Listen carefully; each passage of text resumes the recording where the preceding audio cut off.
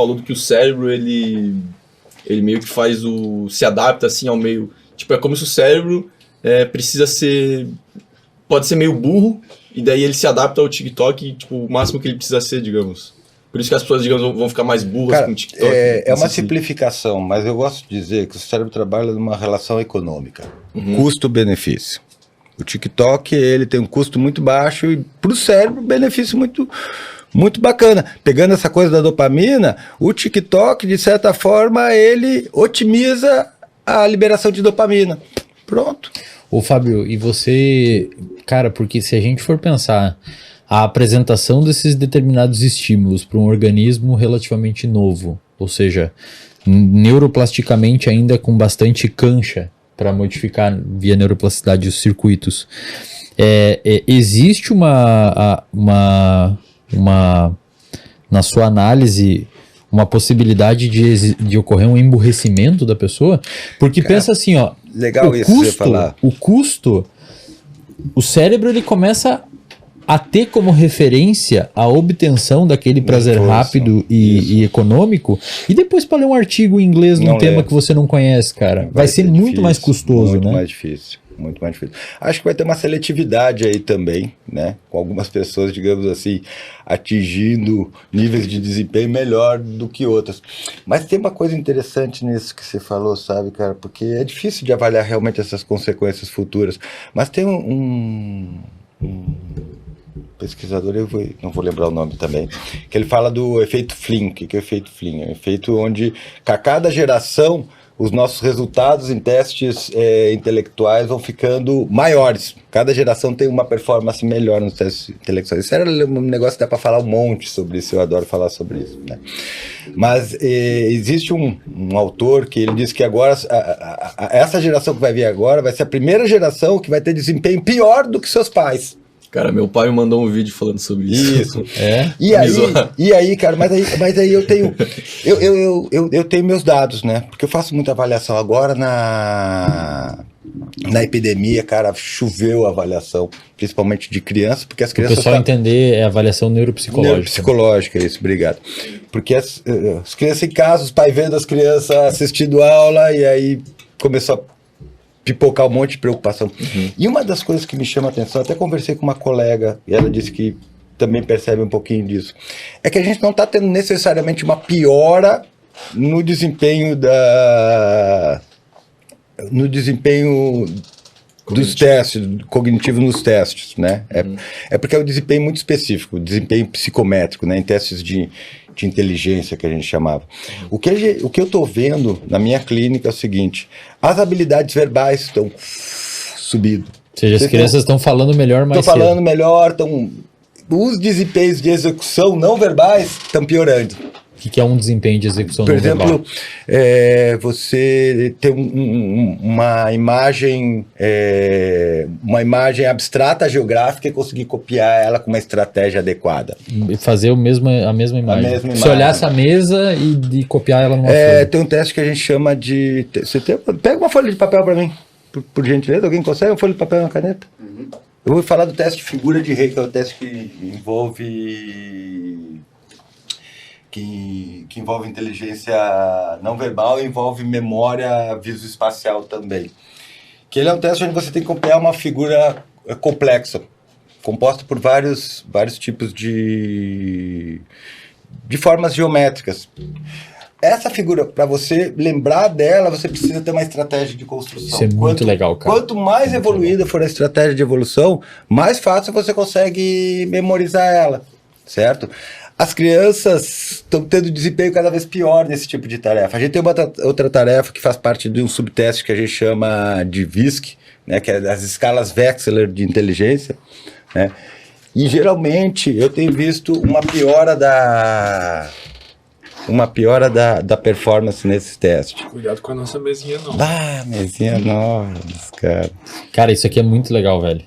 É muito legal isso. Ou seja, estão ficando com preguiça de elaborar estratégias. Mas eu diria que eles não estão sendo exigidos para elaborar estratégias. O meio que elas estão vivendo não está exigindo muito, daí não desenvolve, sei lá. A gente estava falando sobre como é que é o efeito? O efeito de Flynn? Efeito Flynn, se eu não me engano. Que até pouco tempo, as gerações futuras sempre superaram as passadas em questão de testes de inteligência.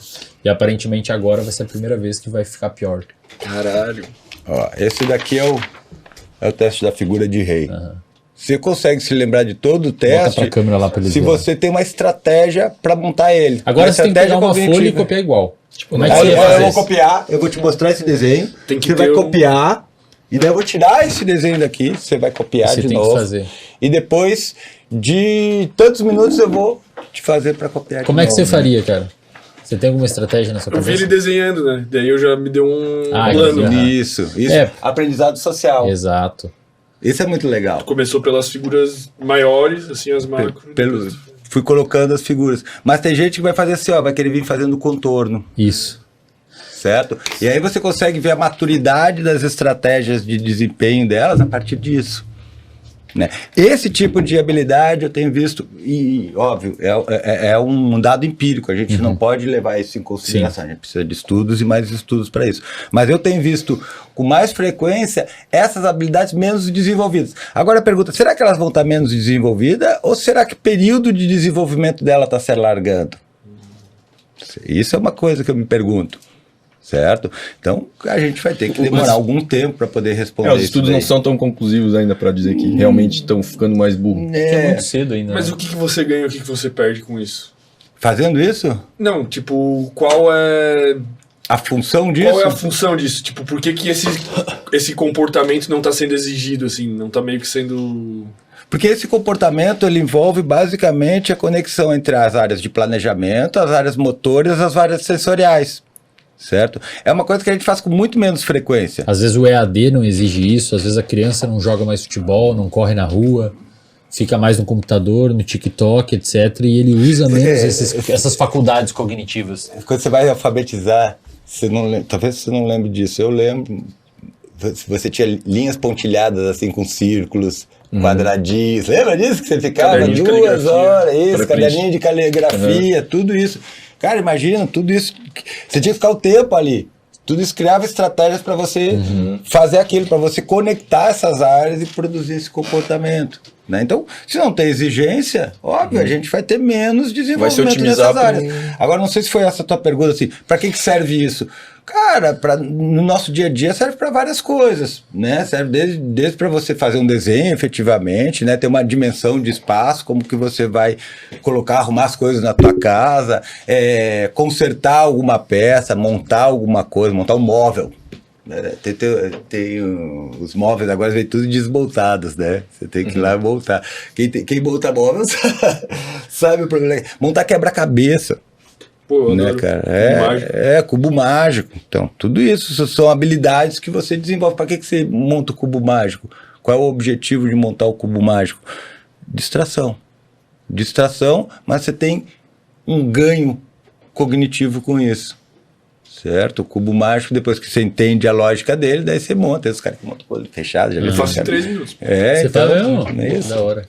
Aí você imagina agora num contexto onde a gente tá cada vez migrando mais para TikTok, mídias de recompensa Cortado. rápida e pouco esforço envolvido. Eventualmente você começa a atrofiar esses tipos de regiões envolvidas com fazer uma tarefa que demore um tempo para você obter aquela recompensa daquela tarefa ou reforço. É tipo um cara da pré-história fazendo fogo. 6 horas girando um palitinho, com fome e cansado pra caralho. É Hoje a legal, gente faz assim.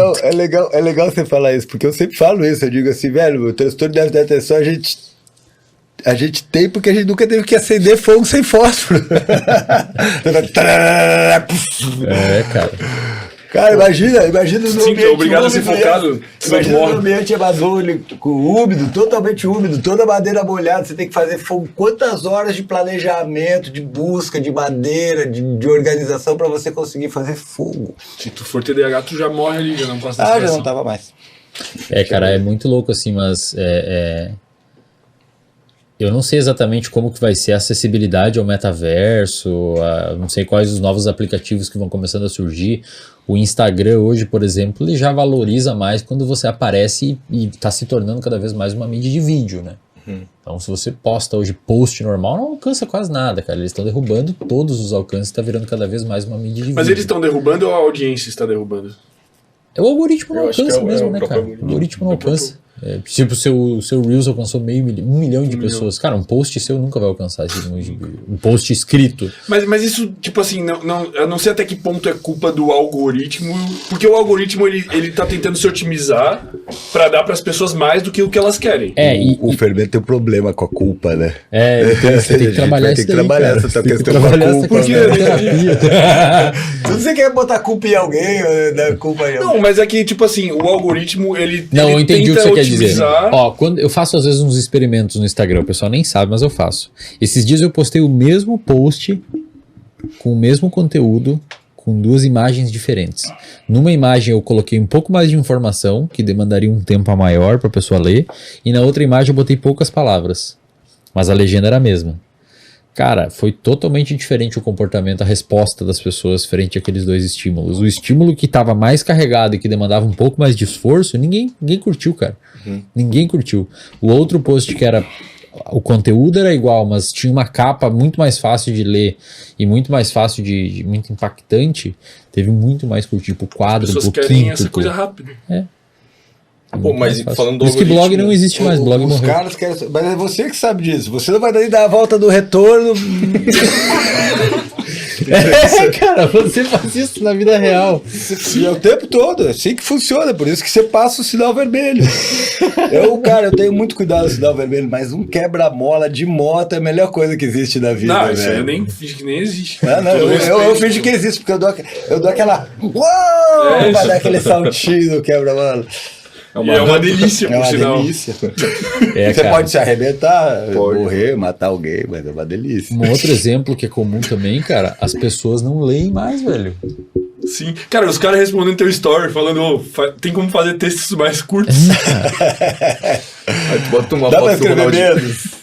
Cara, escrever ninguém menos. lê, velho, livros, a galera não lê mais, não tem mais essa... São poucas pessoas que cultivam esse hábito, que é um hábito excelente do ponto de vista neurocientífico. Cara, eu vou te falar um negócio, eu falava isso há muito tempo atrás, assim, mas um dos melhores jeitos de se combater o TDAH, ou melhorar os dispositivos de atenção, é ler para as crianças na infância, desde que elas nascem. Tem vídeos onde tá a criança lá com o TDAH pro lado, pra você começa a contar a história. Vim surfando nessa cadeira só para pedir para você se inscrever no nosso canal e deixar um like nesse vídeo.